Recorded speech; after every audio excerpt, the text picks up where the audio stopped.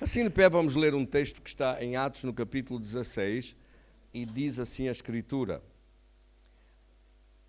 Então, mesmo sendo injusto, que era absolutamente injusto, mas levaram Pedro e Silas aos pretores e disseram: estes homens, sendo judeus, perturbam a nossa cidade, pregando costumes que não podemos receber nem praticar porque somos romanos. Levantando-se a multidão unida contra eles, e os pretores, rasgando as vestes, mandaram açoitá-los com varas.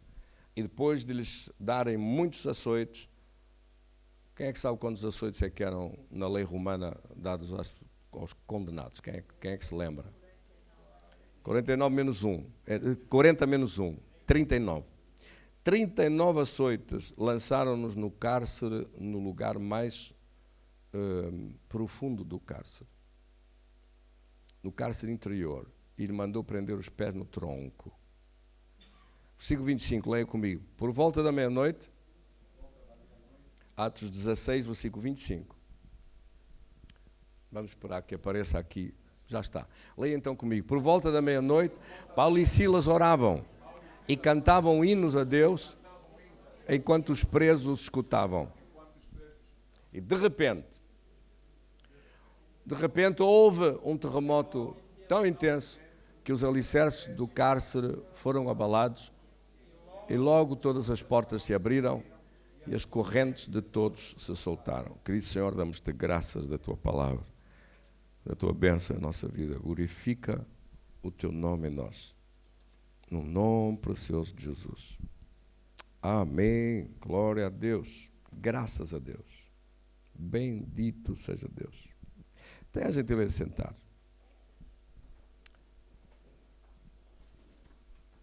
Posso tirar o meu casaco, por favor, está bem?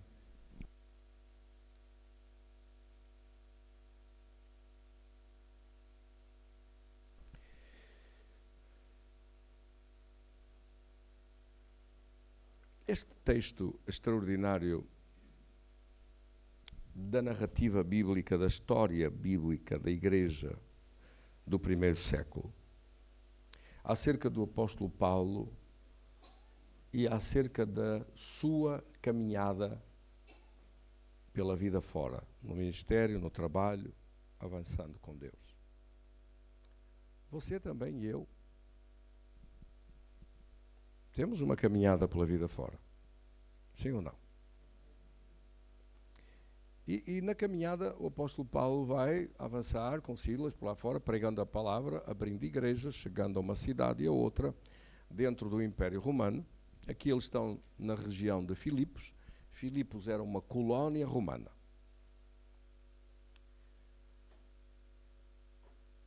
Pode ser útil dizer que depois daqueles 5 grandes impérios que existiram, o Império Romano sendo o número 6, é o Império Romano o primeiro grande império que criou colónias e que teve a revelação do que era uma colónia, teve a inspiração, a descoberta do que era uma colónia, de como funcionava uma colónia, e a partir do Império Romano e da colonização dos romanos, porque eles colonizavam, ao invés de outros impérios que chegavam e matavam os reis, matavam os príncipes, matavam toda a gente e punham lá gente deles a administrar exclusivamente e esmagavam tudo, portanto praticamente liquidavam, tomavam posse e liquidavam a civilização que lá estava dentro. Os romanos não faziam isso. Os romanos traziam a lei, traziam a moeda, obviamente traziam costumes deles, etc., mas traziam a justiça, eram eles que estabeleciam as leis, cobravam impostos, e não eram pequenos,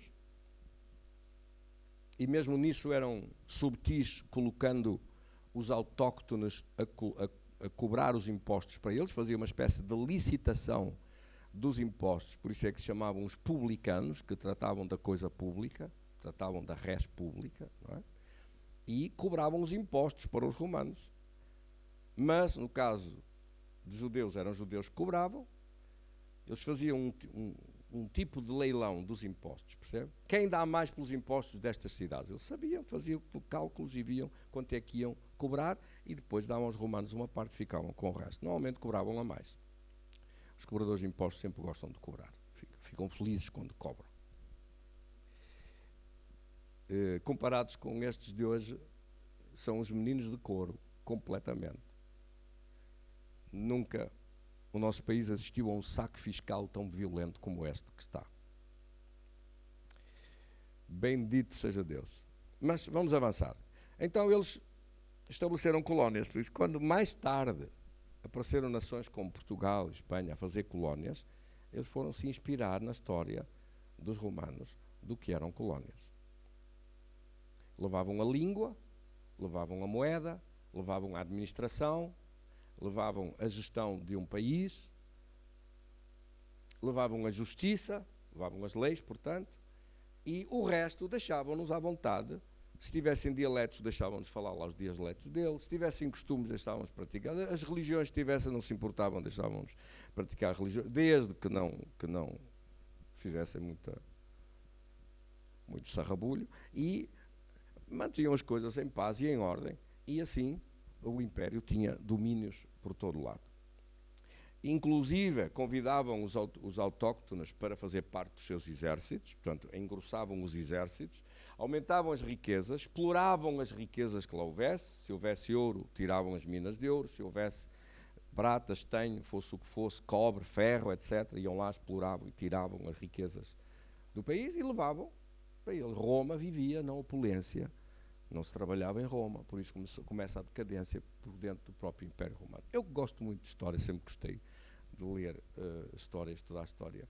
Fascinava-me olhar para estas coisas e pensar que, à medida que a história vai avançando, outros países depois copiam determinadas coisas. É o caso de Portugal, copiou, e os espanhóis, nas descobertas de outras nações e países, descobriram isso e criaram uma administração. Ou seja, montaram um país. Fizeram um país que não existia. Não existia Moçambique, fizeram a existência de Moçambique. Mas existiam pessoas lá, com certeza, mas não eram uma nação, não eram um país diferentes. Em Angola a mesma coisa, eram diferentes dialetos, diferentes tribos, diferentes gente que até se combatiam uns aos outros. Eles chegaram, criaram uma administração, juntaram aquelas pessoas, por isso eu não posso ouvir falar mal da nossa história. Porque, embora com erros, e toda a história teve erros, mas aquilo que se fez e aquilo que se construiu, basta olhar para um país extraordinário como hoje, são países como Angola, ou Moçambique, ou Brasil, imagino, não é? Muitíssimo mais vezes maiores que nós. E foram levados para lá para construir aquelas coisas gigantescas, aqueles países gigantescos. Foi levado do melhor que havia no nosso país para lá. E foi construída essa nação, e acho muito bem que depois sejam entregues, já devia ter sido há mais tempo e de outra maneira. Mas vamos avançar. Isto para falar de que esta era uma colónia romana. Os romanos tinham escravos. E uma moça que lá vivia era escrava, mas tinha um espírito de adivinhação, adivinhava coisas. E eles compraram-na por causa disso, porque ela adivinhava. E lá alguém perguntar, então, e é verdade isto ou aquilo? É verdade que o fulaninho manda a roubar? É, sim, senhor, dizia o demónio. É verdade, fui eu que o mandei, dizia o demónio. Não achou graça. Esse demónio é um traste, sim ou não? Primeiro manda roubar e a seguir acusa o ladrão. Quer dizer, em vez de trabalhar em conjunto com ele, ainda o enterra, exatamente. E depois leva para o inferno com ele. É assim que funciona. Bem, mas assim, então, avançando, como ela os donos dela eram da elite da cidade de Filipos, da colónia de Filipos, quando foram a ver, o demónio já não adivinhava nada agora, porque Paulo expulsou-o. Paulo disse ao demónio, sai, deixa-a livre, ela que fique livre e que não vais dominar mais, não vais oprimi-la mais. E é isso que você encontra aqui numa cidade controlada por adivinhação, controlada por bruxedo, controlada pelo diabo completamente, e numa ignorância completa de tudo, e chega o apóstolo Paulo com a palavra de Deus e com a salvação de Cristo. E algumas pessoas começam a segui-lo. Diz ali no versículo 14, certa mulher chamada Lídia, da cidade de Tiatira, vendedora de púrpura, temente a Deus, nos escutava. O Senhor abriu o coração para atender às coisas que Paulo dizia. E depois de ser batizada, ela e toda a sua casa nos rogou, dizendo: se julgais que eu sou fiel ao Senhor, entrai em minha casa, e aí ficai. E nos constrangeu a isso. Ora, a igreja começa a crescer a partir de uma pessoa que aceita a Cristo, e que ela com a sua casa e depois mais outras pessoas juntam-se, e começa um movimento de levar a palavra de Deus àquele lugar, a renovação da presença de Deus e do poder de Deus. A Bíblia é um exemplo de pessoas que, tendo abraçado a Cristo e tendo dito: eu agora conheço a verdade e quero que outros conheçam, eu agora sei onde recorrer quando preciso e quero que outros também possam recorrer lá quando precisarem. Eu agora conheço a salvação e a vida eterna que não conhecia, e agora quero que os outros também conheçam. Eu não posso guardar para mim estas coisas tão boas. E a beleza do Evangelho é isso, ele multiplica-se espontaneamente, porque as pessoas não podem querer só para si algo que lhe foi dado, que trouxe uma renovação e uma revolução na sua vida, que mudou a sua história, e que mudou a sua história para sempre, e que guarda isso só para si e o fecha em algum lugar e não dá a conhecer a ninguém. Isso não pode ser. Amém? O amor a Deus não é somente o amor a Deus, é o amor ao próximo também. Importar-se com os outros que estão a sofrer, que estão em cativeiro. Ora, apareceu esta jovem e o demónio falou pela boca dela. E depois aqui diz que ela repetiu uma vez e outra. O apóstolo Paulo, no versículo 18, ferveu, o sangue dele ferveu, indignou-se, voltou-se para trás e disse ao Espírito: em nome de Jesus Cristo eu te mando, retira-te dela. E na mesma hora saiu. Vendo os seus senhores, ou seja, vendo os donos, que ela era escrava dela, que perderam o lucro, o negócio, foi à vida. Agora já não adivinhava nada. O que é que fizeram? Eram pessoas influentes, foram aos pretores, foram aos magistrados, foram aos juízes da época, aos magistrados da época, apresentaram queixa contra Paulo e Silas, e estes, sem ouvir, sem nada, porque eram amigos, não é? Se calhar, sei lá, eram irmãos, ou cunhados, ou parentes, meteram uma cunha ao magistrado, e o magistrado, sem culpa fornada, sem nada, sem coisa nenhuma, aceleradamente chamou-os, mandou-os açoitar em praça pública, acirraram a multidão, as pessoas, para ser o ato, pelo menos ter uma aparência de licitude, uma aparência de estar correto, não é? Arranjem aí uma turba de gente que diga: sim senhor, é verdade, nós vimos. Não viram nada, mas pronto, mas nós, é isso mesmo, foi, eu estava lá e tal. Bem, e prisão com eles, e deitem a chave fora, que eles ficam aqui, morrem aqui, porque quem é que vai saber destes dois? E estes dois são então colocados na prisão, os pés amarrados no tronco, com as costas em franja, e estão lá dentro, nesta situação horrível, no sítio pior da prisão, onde os excrementos que vêm de cima caem lá embaixo, naquela imundícia toda. Nem é interessante continuar a falar disto. E estão colocados no mais lúgubre, sórdido espaço da prisão, para aquilo infectar e pura e simplesmente morrer depressa. Quem é que me entendeu? A ideia era matá-los mesmo. A ideia que o diabo tinha: eu tenho aqui um sítio, vocês vieram para aqui, isto aqui tem boas condições para acabar com a vossa raça. E então eles dirigem-se para lá, e o diabo arma uma cilada e usa tudo. E aqui é que eu gostava que você pensasse. O diabo usou, os magistrados, usou a turba estúpida, não é difícil usar uma turba estúpida, usou várias coisas, vários meios, interesses, ganância. Quem é que me entendeu? Usou todo o tipo de egoísmos e de atitudes absolutamente injustas e incorretas. Portanto, mesmo sendo romanos, eles deviam ter seguido pela lei, não seguiram, os próprios romanos não cumpriram. E pegam nestes dois injustamente e lançam-nos num buraco. Tiram a chave fora e dizem, pronto, agora ninguém vai mais saber de nada deles. Vão morrer aqui legalmente. Portanto, um tipo de assassinato legal. Quem é que me entendeu? Pensa que isso não existe hoje? Pensa que o diabo não continua a fazer coisas destas? Em tantos sítios, em tantos lugares, a tantas pessoas? E eles não têm maneira, não têm influência, não têm poder, não têm... O advogado oficioso é primo do magistrado que o pôs lá, portanto não vale a pena. Não tem maneira de sair de lá, nem ninguém pode defender. Não tem influência, não tem dinheiro para fazer nada, não tem maneira de se ver livres disto. Mas têm alguma coisa. O que é que eles têm? Têm um Deus, Criador dos céus e da terra, a quem vão recorrer.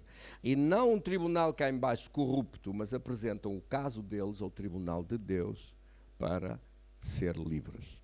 Diz, Senhor, nós não vamos.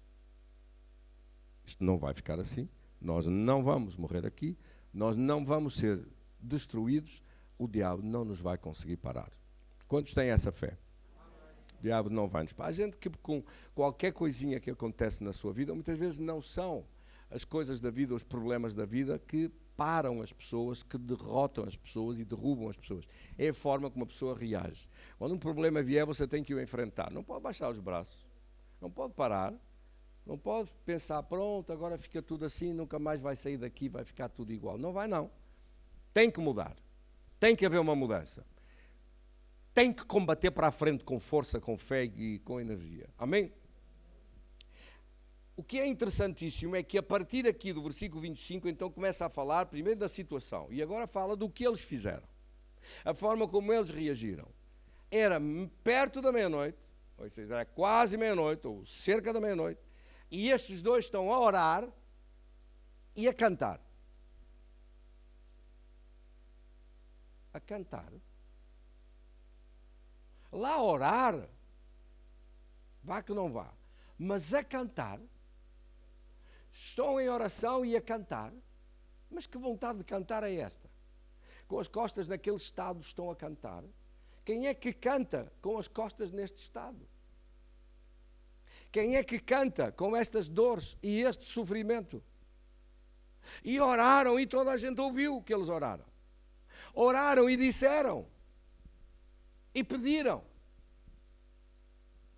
E a Bíblia diz aqui que todos os outros, aquilo entoou lá de baixo, o eco lá dentro naquelas paredes imundas, mas entoou e todos ouviram que eles pediram, que eles oraram.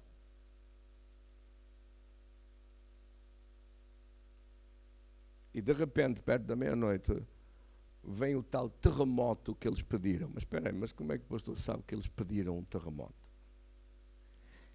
Nós recebemos o que pedimos. A Bíblia diz em Mateus 7,7, pedi e recebereis. Aqui não diz só que eles oraram. Não diz o que eles pediram. Mas depois vamos ver o que eles receberam. Sim ou não? Porque o que eles receberam foi exatamente o que pediram. E por isso, aqui diz o que oraram. Não diz o que pediram. Mas por aquilo que receberam, você sabe o que pediram. Porque a Bíblia diz, pedi e receberei. Será que eu fui claro? Eu fui claro? É que parece que eu fui assim meio complexo. Pediram, receberam, não sabe o que pediram, não sabe o que oraram, mas sabe o que receberam, sabe o que receberam, sabe o que pediram. Quantos estão a perceber alguma coisa? Eu sei, a hora é um bocado tardia, o fim do dia, cansados e tudo, eu fico preocupado. Será que perceberam bem? Vocês perceberam bem? Não diz o que eles pediram, mas diz o que eles receberam. Então nós sabemos o que eles pediram. Porque se A mais B é igual a C, então logo nós sabemos que a soma das partes é o resultado final. Amém? Glória a Deus. O resultado final foi o que eles pediram. A soma das partes foi o que apresentaram. Mas não diz, diz porque eles receberam. E o que é que eles receberam? Um terremoto veio. Não foi na cidade toda, foi um terremoto muito esquisito. Foi um terremoto só na prisão. Ou seja, Deus enviou anjos, abandonou aquela prisão e os anjos seguraram as pedras para não cair em cima dele. Olha quem estava no fundo. Já imaginou quem estava lá no fundo? Eram eles os dois. Se as pedras da prisão tivessem caído, caíam em cima deles e matavam-nos. Mas eles destruíram a prisão, arrebentaram com os suportes da prisão, mas mantiveram tudo em cima. As portas foram destruídas. As portas da prisão foram destruídas. As amarras que todos tinham amarrados aos pés, porque antes ou estavam amarrados aos pés com um cadeado, ou estavam amarrados aos pés uma bola enorme de ferro, que eles não podiam correr com aquilo. Ou então eram cadeados amarrados às paredes. As cadeias que os prendiam nos pés, nas pernas ou nas mãos, estes estavam com os pés no tronco. Quer dizer que estava um tronco lá que fechou com as pernas metidas dentro e aquilo fechava e eles estavam esticados, nem podiam encostar-se a nada com as costas daquele estado. Quer dizer, aquilo foi feito mesmo para acabar com estes dois. Mas eles tinham um recurso. É o mesmo recurso que você tem. O recurso ao poder de Deus. O recurso à justiça de Deus. O recurso ao livramento de Deus. O recurso a vencer um poder maligno que veio contra si para o parar, para o impedir de avançar e para fazer com que você não receba as coisas que Deus tem para si. Deus tem o melhor para si e você vai receber. Em nome de Jesus. Aqui então, a Bíblia diz que o terremoto veio, partiu a prisão e depois diz que o carcereiro acordou, estava a dormir, estava a gostar da música, e vendo as portas abertas do cárcere, puxou a espada para se suicidar, porque ele tinha que responder pela vida dos detentos. Mas Paulo gritou lá de dentro e disse: não te faças nenhum mal, porque estamos aqui todos. Ou seja, ninguém fugiu. Uma coisa destas e ninguém foge. Porquê é que ninguém se mexeu? Porquê é que ninguém fugiu? Então o carcereiro, tendo pedido uma luz, entrou precipitadamente e trêmulo, prostrou-se diante de Paulo e de Silas. Porquê é que este homem se ajoelhou aos pés de Paulo e de Silas? Não se esqueça que eles eram muito... aí a palavra, Senhor, ajuda-me. Supersticiosos. Acreditavam em coisas. E acreditavam, inclusive, como você vê depois, mais tarde, Paulo e Silas fizeram um milagre tão grande na ilha de Malta, não é? A seguir a isto, a seguir ao naufrágio, no capítulo 28, que os consideraram como os deuses gregos. Foram 2 deuses gregos que desceram à terra. Eles acreditavam nestas coisas. E queriam adorá-los. E já traziam uns animais e bois e tudo para sacrificar, para pôr no sacrifício, para adorá-los, porque Marte e Júpiter, se não me engano, eram os nomes que eles disseram, estavam ali, no meio deles. Porque realizaram milagres, fizeram milagres, e como na ilha as pessoas se curaram, se sararam e eram poderosos, homens que eram Deus, vieram aqui entre nós, fomos privilegiados deles estarem connosco. E por causa das crenças deles, não é?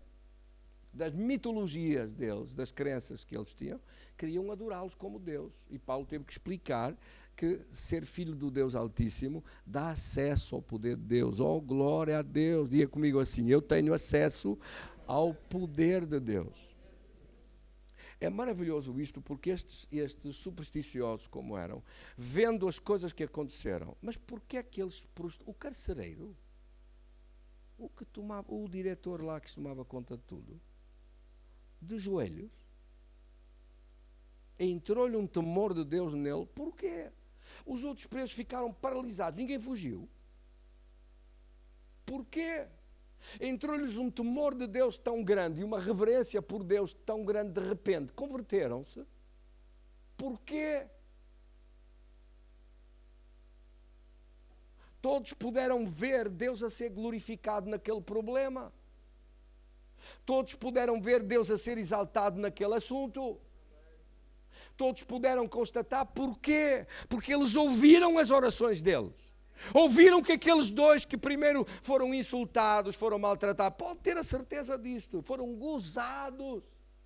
Olha, estes dois loucos, malucos, estão a dizer que o Deus deles vai abanar a prisão, vai destruir as grades, vai quebrar os grilhões e cadeias que prendem os nossos pés, vai abrir as portas de todos. E que nós vamos ver Deus e sentir a presença de Deus. Isso não é possível.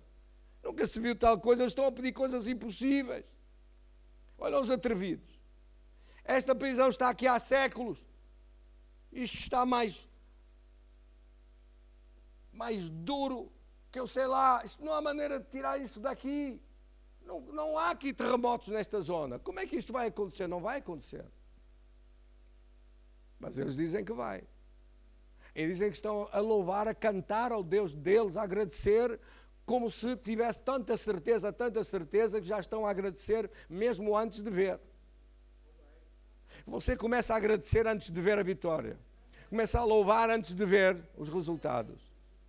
E começa a pedir e a declarar que é assim que vai acontecer. E todos ouviram.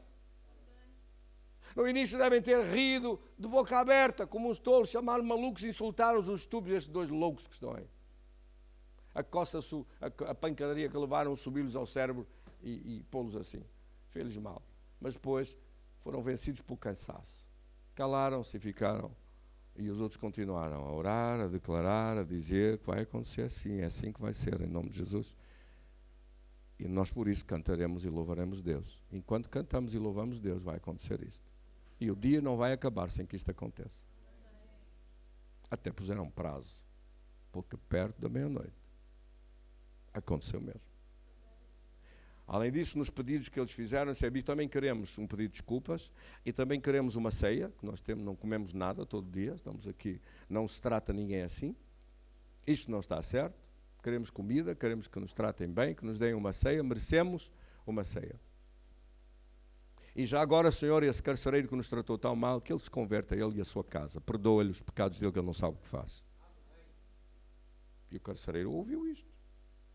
Faz cair um temor de Deus no coração dele, que abram os seus olhos para ele perceber o poder que tu tens, a glória que é tua. Nada e ninguém pode parar o teu poder. E glória a Deus. Amém? E sempre a louvar a Deus, e sempre a declarar a Deus. E devem ter cantado algum cântico assim, não sei, parecido com este. És fiel em todo o tempo. Amém? Em todo o tempo tu és tão bom, com todo o fôlego que eu tenho, eu cantarei a bondade de Deus.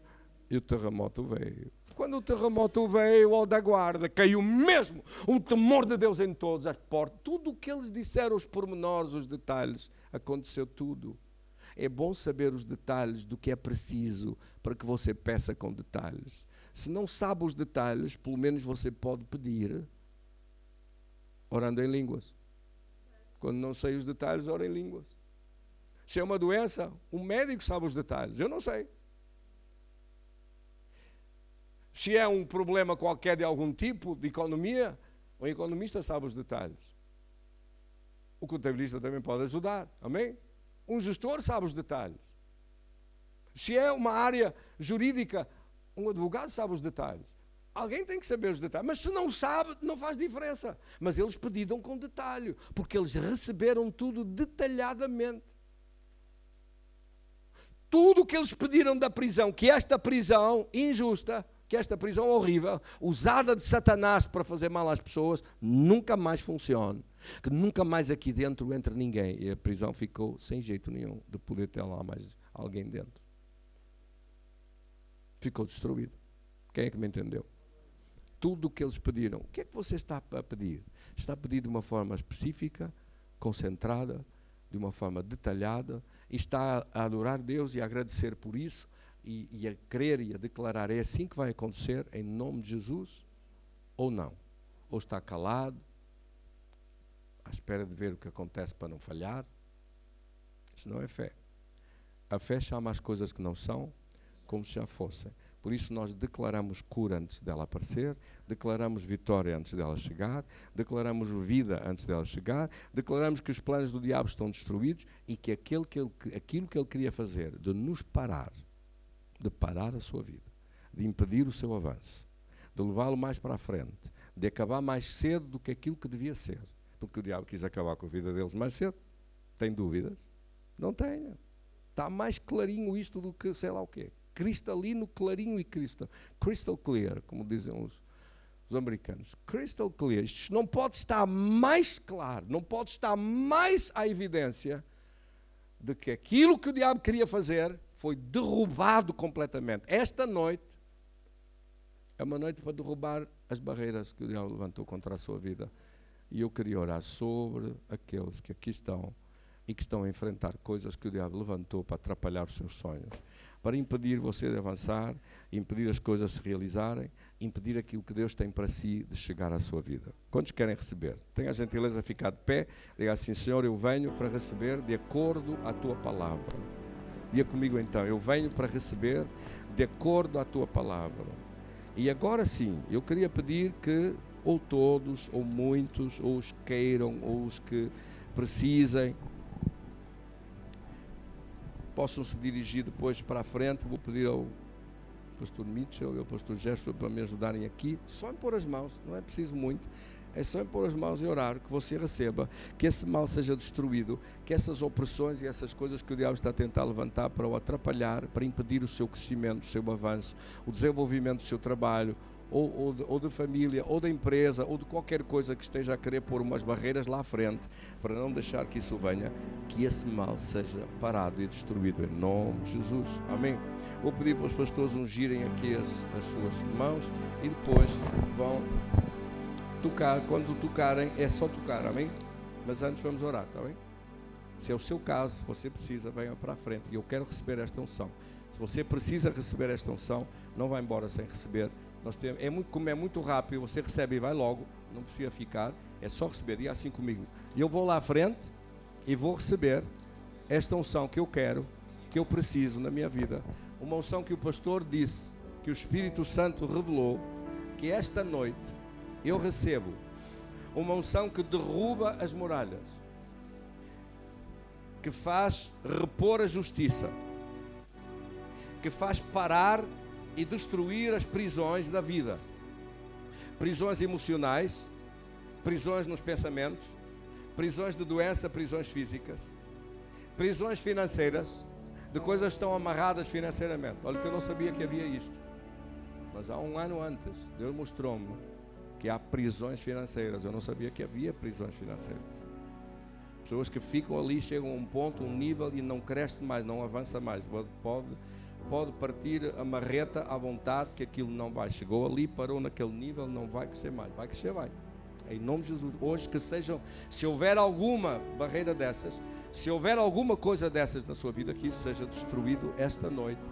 E basta para isso que você creia. Diga assim: Senhor, eu recebo na minha vida esta unção desta noite, que tu prometeste que sejam destruídas todas as barreiras e todas as prisões, sejam espirituais, físicas ou materiais, seja no trabalho ou na empresa, ou na família, ou na saúde, ou nas finanças pessoais, em qualquer área, seja nos sonhos pessoais. As coisas que o diabo quer amarrar, para que a pessoa acabe ali onde está e não consiga ir mais longe, que chegue a um patamar da sua vida e não avance mais, que isso seja quebrado, que isso seja destruído, porque a intenção do diabo é sempre amarrar, mas hoje as amarras sejam quebradas, é sempre prender ao chão, mas que as prisões sejam partidas, é sempre impedir de alcançar mais e melhor para a sua vida. Mas hoje nós oramos. Diga comigo: e eu recebo esta unção. Ao receber o toque desta unção, eu recebo o teu poder sobre a minha vida, e essas amarras sejam quebradas, e eu vou louvar o teu nome por ver um terremoto na minha vida, um terremoto à minha volta, nas coisas que me amarravam, que seja tudo isso destruído. E por aqueles por quem eu peço, por quem eu oro, da minha família, das situações por quem eu venho pedir hoje, que isso seja destruído hoje, que essa prisão que o diabo inventou seja decretada como falida completamente, arruinada completamente. Nunca mais saia o fruto da injustiça naquele lugar ou naquela situação, que ela nunca mais volte. Em nome de Jesus.